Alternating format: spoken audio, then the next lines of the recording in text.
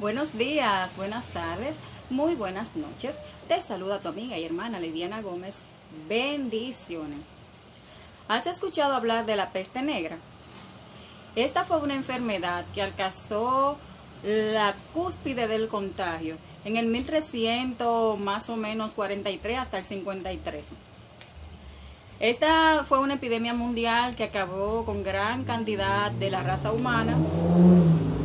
Se originó a partir de ratones sobrevivientes de dicha bacteria y fue la forma de contagiarse la picadura de las pulgas, chinches y garrapatas a los ratones, que a la vez pasaban a los seres humanos. Una vez contagiado el ser humano, esta duraba de 2 semanas en adelante, incubándose en el organismo hasta que daba síntomas. Pero en el proceso de incubación, las personas podían ir contagiando a otras personas. Y por esto fue una epidemia tan contagiosa que acabó con tantas personas. Le tocó tanto a ricos como a pobres. Vieron factores que complicaron más la situación porque en ese tiempo no habían drenajes pluviales, las heces fecales se vertían en los ríos y el mantenimiento y la higiene no era tan bueno, aunque sí las personas se aseaban, no era igual que ahora. También se tiene la creencia de que por el escrito de un literato que decía que los gatos eran ayudantes de las brujas, los gatos fueron muchos quemados en la hoguera y esto provocó que hubiera mayor cantidad de ratas y a su vez mayor cantidad de contagios. Los síntomas de esta enfermedad eran altas temperaturas, fiebres muy fuertes, tos húmeda o con sangre, y también se veían algunas protuberancias en la piel que se veían como hematomas sangrantes muy dolorosos. Esta enfermedad sirvió incluso como armamentos bélicos para países en conflictos, porque en cierta ocasión que habían 2 naciones en guerra, se usaban los cadáveres infectados como catapulta que se lanzaba por encima de los muros de contención para contaminar las ciudades enemigas. Hubieron lugares donde o no hubo contagio o no se contabilizaron los muertos, y es por esto que se cree que fueron muy poco contaminados. Se agotó la estrategia de hacer aislamiento y cuarentena. Dígase que cuando llegaban los barcos a los muelles y atracaban, se le pedía que por lo menos duraran 40 días antes de entrar a la ciudad. También hubieron sitios donde no se trató la enfermedad, como fue Afganistán, porque entendían que esta era un tipo de justicia divina o la llegada del juicio final y que Dios había decidido que fuese así. También hubieron lugares donde se le localizaba a las familias infectadas, se le ponía frente a su casa una porción que fuera suficiente para abastecerlo por un tiempo de comida y se les cerraban las puertas y ventanas. Muchas veces, muchas de las poblaciones que creían que ya estaban libres de enfermedad tuvieron rebrote.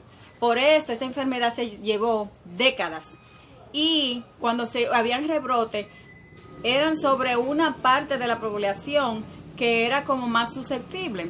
El último rebrote me parece que fue en el 1357, que afectó a grandes cantidades de niños, más niños que adultos.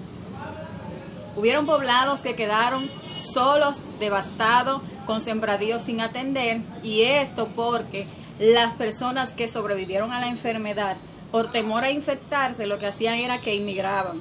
Y esto era un arma de doble filo, porque si bien es cierto que ellos estaban salvaguardando su vida, era muy posible que estuvieran incubando la enfermedad y que junto a ellos se fuera hacia otros lugares esta enfermedad. Como esta enfermedad afectó tanto a ricos como a pobres, hubieron reyes que murieron en esta temporada. La gente tenía muchos mitos alrededor de la enfermedad. Muchos decían que esto obedecía a un fenómeno natural que se había dado, un temblor de tierra, un terremoto, donde la tierra se abrió y emergieron gases del infierno. Obviamente, científicamente no está probada esta teoría, así que fue descartada, igual que la teoría de que los gatos eran quemados en la hoguera. No es 100% cierto y se cree que es un mito. Hubieron doctores que se dedicaron a sanar, a buscar cura y a crear estrategias para evitar que se siguiera expandiendo esta enfermedad.